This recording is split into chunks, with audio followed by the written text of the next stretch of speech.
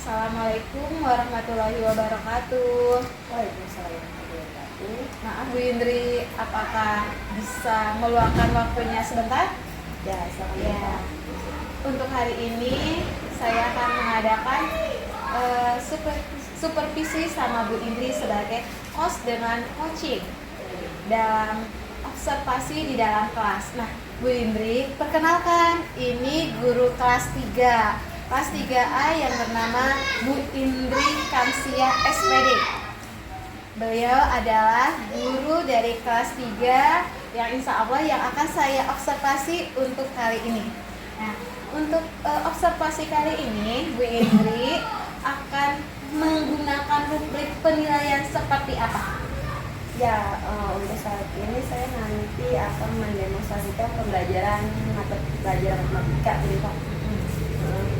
Lalu kompetensi Bu Indri yang ingin kembangkan dalam observasi kali ini seperti apa?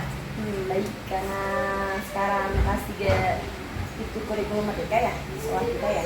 Jadi materi pertama yang ada di CP-nya adalah bilangan. Jadi kompetensi yang akan saya ajarkan berkaitan dengan bilangan di bawah 10.000.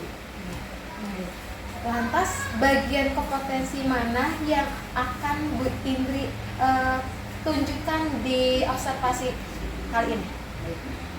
Di bilangan itu, di TP-nya itu nanti di bilangan itu akan dijelaskan tentang nama bilangan. Jadi siswa dapat menyebutkan nama bilangan dengan siswa dapat menuliskan nama bilangan, terus siswa dapat membandingkan kedua bilangan, dan terakhir nanti siswa dapat mengurungkan bilangan dari nilai terkecil ataupun nilai dari besar. Lantas tujuan dari pembelajaran yang akan dilakukan apa? Siswa dapat menguasai dan memahami tentang bilangan, baik itu nama bilangan, nilai bilangan, perbandingan bilangan maupun mengurutkan bilangan secara mulai dari yang besar dan ataupun yang terkecil. Lantas nanti kan akan diobservasi berapa jumlah murid dari kelas 3 yang akan diobservasi Bu Indri kali ini. Jumlah muridnya laki-laki, perempuan berapa? Jumlahnya ada 29 siswa. Siswa laki-lakinya ada 18, jumlah perempuannya ada 11. Apakah selama ini ada kendala dari murid-murid yang yang ini sama Bu Indri? Kendalanya adalah sebenarnya bukan dari murid sih, karena mungkin buat saya sendiri ya. Ini adalah tahun pertama saya ngajar kurikulum merdeka. Jadi ada beberapa perbedaan di antara sebelum kurikulum 2013 sama kurikulum merdeka. Jadi saya yang harus beradaptasi dengan kurikulum yang baru gitu. Ada beberapa perbedaan gitu. Jadi yang menjadi pembeda adalah saya yang harus belajar untuk beradaptasi dengan kurikulum baru. Berarti mencoba ya kurikulum. Lantas strategi apa yang akan dipersiapkan Bu Indri dalam melaksanakan observasi kali ini? Strategi saya itu adalah strategi pembelajaran kooperatif, di mana pembelajaran kooperatif itu kita membuat beberapa kelompok kecil, ya, satu kelompok 5-6 orang. Nah, nanti dari kelompok kecil itu nanti diberikan tantangan atau challenge di mana mereka bisa menyelesaikan masalah yang saya berikan. Lantas metode yang akan digunakan dalam pembelajaran kali ini apa? Metodenya pertama saya kasih jelasin ke ceramah. Jadi kan jelasin gimana sih awalnya gitu kan, pertama dulu ya. Situ demonstrasi. Jadi dicontohin juga apa yang harus tiap kelompok lakukan. Terakhir berdiskusi. Jadi mau nggak mau mereka akan berdiskusi untuk menentukan masalah yang akan diselesaikan oleh mereka. Lantas indikator ketercapaian dari tujuan pengembangan yang akan disampaikan apa? Yang jelas tadi balik lagi ke tujuan belajar ya. Kita pengen, saya sebagai guru pengen siswa itu memahami tentang bisa menyebutkan nama bilangan, khususnya bilangan di bawah 10.000 ya. Terus menyebutkan nama bilangan, membagikan bilangan, serta mengurutkan bilangan dari kecil maupun besar. Tapi tujuan khususnya adalah dengan metode ataupun strategi pembelajaran saya akan berikan nanti, mereka itu bisa menguasai 4C. 4 kan kita tahu sekali, kita hidup di era digital ya. Mau nggak mau kemampuan kita didik anak kita sesuai dengan perkembangan zaman. Nah, saya pengen sih kalau kita ngajar juga kalinya itu beberapa yang nanti dia nggak kaget-kaget amat ketika dia di zaman beberapa tahun lalu. 4C itu meliputi C1 berpikir kritis. Nah itu mungkin didapatkan dari kelompok kan ketika dia menyelesaikan suatu masalah. Ini kan kritis tuh misalnya. Kayak kritika thinking 2, kolaborasi, otomatis dia bekerjasama kan untuk menyelesaikan tersebut di dalam kelompoknya. 3, komunikasi, berarti otomatis dia harus berkomunikasi nih sama temennya. Gimana caranya untuk menyelesaikan masalah gitu kan. Kritika thinking, communication, collaboration, satu lagi kreatif, otomatis dia harus kreatif. Gimana dia harus menimbulkan ide-ide baru untuk menyelesaikan masalah. Iya, apa bisa. Nah, terus langkah-langkah yang akan dilakukan dalam proses pembelajaran kali ini dari tadi indikator ketercapaiannya seperti apa? Pertama saya buat RPT-nya. Sekarang bahasanya model ajar. Ya, model ajarnya setelah dibuat, terus kemudian saya menyiapkan medianya, media pembelajaran yang saya gunakan. Terus kemudian saya setelah media selesai saya buat, saya ke kelas. Nah di dalam kelas itu nanti setiap siswa saya bagi beberapa kelompok dengan berbeda jenis kelamin, berbeda kemampuan. Jadi nggak misalnya nih cewek semua, nggak cowok semua, nggak, atau nggak ada gitu semua, nggak. Saya nanti membagi kelompok sesuai dengan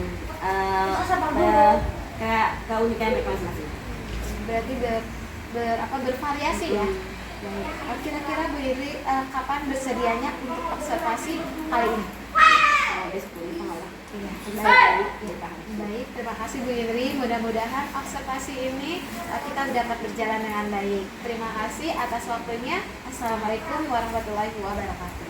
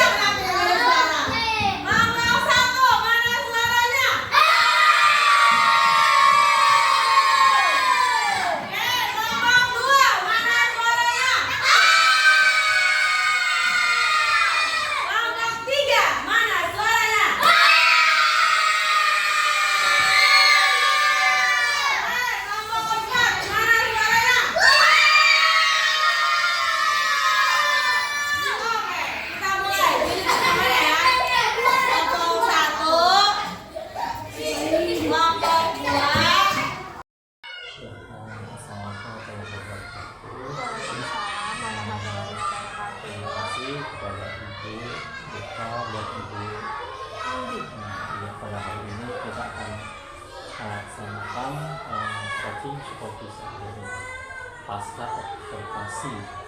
Yang kita akan melakukan observasi yang ibu teman sudah lakukan di Deva, dan sudah melakukan pada hari apa? Pada hari Selasa. Selasa ya. Selasa yang ini. Observasi pada hari ini akan dilaksanakan diskusi tentang pasca kepada Ibu Deva. Terima kasih Pak Budi atas waktunya. Assalamualaikum warahmatullahi wabarakatuh, Bu Indri. Ya. Alhamdulillah kemarin kita sudah melakukan pra-observasi dan kita juga sudah melaksanakan observasi di hari Selasa. Nah, kemarin kita sudah melakukan observasi.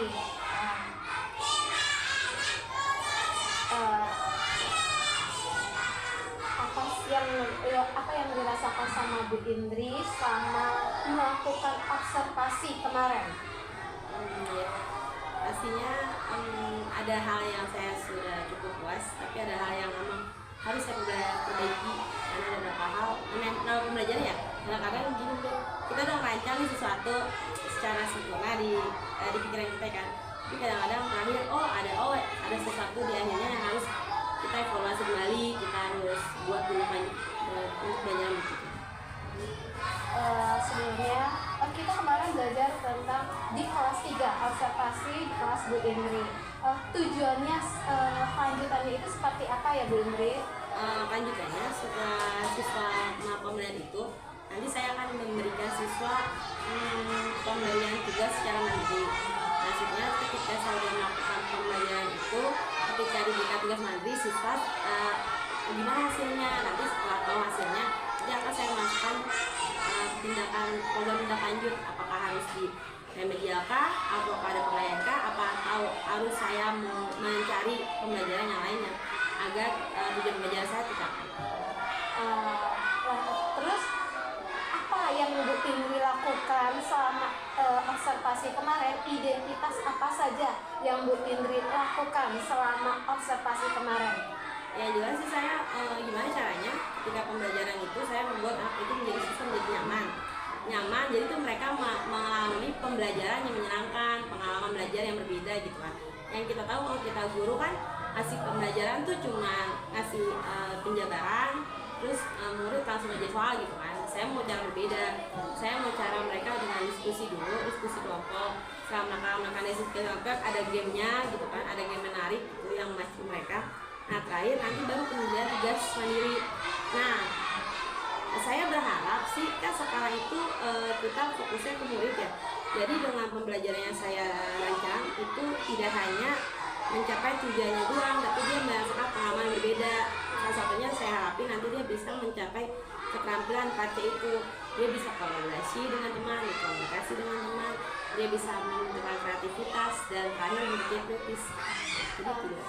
Baik Bu Indri, sebenarnya apa sih yang Bu Indri lakukan atau pembelajarannya yang dilakukan yang kemarin itu waktu observasi? Pembelajarannya seperti apa? Pelajaran apa yang Bu Indri berikan kepada anak murid? Materinya tentang bilangan 10.000. Untuk detailnya adalah satu tentang mengenal nama bilangan, pembanding bilangan, terakhir mengurutkan bilangan sampai dengan 10.000. Nah, rencananya bagaimana Bu Indri lakukan? Apakah sudah ada keberhasilan? Apakah belum? Ya, alhamdulillah 80% berhasil. Tapi yang 20% itu setelah saya teliti ada yang nggak berhasil karena satu, mereka itu ada angka di kelas 3 itu kan ada menuliskan nama bilangan ya. Nama bilangan itu mereka terkendala sama nulis karena ada beberapa anak yang belum bisa lancar membaca. Jadi ketika nulis nama bilangan dia pede gitu yang agak PR gitu. Jadi ada beberapa faktor yang sebenarnya mereka kalau secara lisan bisa, tapi secara tulisannya itu yang jadi kendala karena ya mereka belum ahli dalam menulis dan membaca. Lantas siapa saja yang terlibat dalam kegiatan tersebut? Yang jelas saya pertama saya membuat RPP-nya dulu. Setelah membuat RPP, saya minta puskesmas pas sekolah, dibantu Bu Deva juga kan seminggu. Berarti Bu Deva waktu pas sekolah terakhir murid keterlibatan murid. RPP itu yang Bu Indri gunakan sekarang kan sudah menggunakan RPP Kurmer. Apakah Bu Indri melaksanakan program Kurmer ataukah K13? Tidak pun Bu Deva. Ya biarpun mungkin ya, saya mau jujur. Maksudnya sebagai guru itu kan ini baru belajar beberapa bulan ya. Pasti ada beberapa adaptasi yang saya lakukan ya. Maksudnya ya tapi kan namanya guru itu kan guru itu tuh harus berubah gitu. Jadi beradaptasi, adaptifnya harus cepat gitu. Jadi ketika kurikulum berubah, gurunya pun berubah. Berubahnya itu ya dengan cara belajar, mau terus belajar, baik itu belajar lewat internet kah, media sosial kah, belajar lewat pelatihan kan. Jadi saya pun saat ini masih belajar untuk menggunakan Kurmer, tapi udah menggunakan Kurmer. Lantas, apa yang akan Bu Indri lakukan ke depannya dalam observasi yang kita lakukan kemarin? Misalnya seperti kemarin, apakah ada kendala yang Bu Indri lakukan ketika observasi kemarin? Apakah ada tingkat keberhasilannya? Ya, yang jelas sih kendalanya adalah ketika murid kan mungkin murid itu merasa kalau belajar itu kan kemarin dengan cara berbeda ya, maksudnya tidak seperti normal, maksudnya tradisional gitu ya. Nah, ketika mereka udah menemukan belajar yang menyenangkan buat mereka, itu antusias. Nah, ketika mereka antusiasnya itulah mereka menjadi tidak tertib. Jadi saya ketika harus melakukan belajar itu, saya berarti harus mengingatkan baik siswa agar menaati peraturan yang kita tentukan sebelumnya gitu. Jadi mereka biar tertib gitu sama pembelajaran. Yang saya lakukan kemarin, yang buat saya pelajaran, berarti kalau misalnya saya mengadakan pembelajaran seperti lagi, berarti harus benar-benar guru tuh harus mengontrol pembelajaran biar tertib anaknya. Anak-anak sampai antusias mereka tuh jadi nggak tertib. Ya nggak terus saja. Lalu dari kegiatan pembelajaran yang kemarin kita laksanakan, ada tidak sih catatan dari Bu Indri atas refleksi guru tersebut kepada anak-anak waktu pembelajaran kemarin? Ya, refleksinya jelas ya itu anak saya harus membuat aturan kalau misalnya saya mengingatkan terus aturan permainannya, terus mengingatkan harus mereka seperti tidak berarti saya adalah saya harus membantu anak yang belum bisa terlalu belajar membaca dan menulis itu harus bisa ditingkatkan karena itu program yang sederhana atau membuat efek lumayan. Ketika mereka nggak bisa menulis dan membaca itu pengalaman mereka adalah menjawab soal. Itu PR saya di tempat. Rencana kedepannya yang Bu Indri akan lakukan seperti apa kepada murid? Untuk siswa yang udah bisa, alhamdulillah nanti paling saya kasih soal pembelajaran, ibu bisa lakukan. Nah, tapi kalau buat siswa yang belum bisa, nanti akan saya kasih remedial. Jadi pendekatan individu. Jadi mereka yang saya baca, saya dapat dulu, paling nggak dia bisa baca dulu nih. Atau nggak misalnya nulisnya belum bisa itu saya jadi pemberian tugas individu. Jadi kita mendapati anak secara individu lebih dekat. Jadi biar bisa mengatasi kesulitan belajar. Menurut Bu Indri, pencapaian dari KBM kemarin berapa persen? 80% karena ada banyak anak yang belum bisa baca yang menjadi kreatif sendiri saya. Rencananya anak yang tidak bisa itu akan diapakan? Bagaimana solusinya ke depannya supaya mereka bisa berhasil seperti teman-temannya yang lain? Sebenarnya sih materi kalau misalnya dia mengenal membandingkan bilangan dia bisa. Karena kan adanya sederhana ya. Dan ini sini gitu kan. Tapi kalau dia buat menuliskan atau membaca ya itu jadi kendala saya kan. Nah, yang akan saya lakukan adalah memberikan pendampingan individu setelah pulang sekolah. Jadi setelah siswa yang lain pulang, saya menahan siswa tersebut jangan pulang dulu. Saya tahan biar mereka belajar dulu paling nggak 5-10 menit. Dan saya sebelumnya udah berkoordinasi dengan orang tua murid. Jadi sebelum saya menjadi wali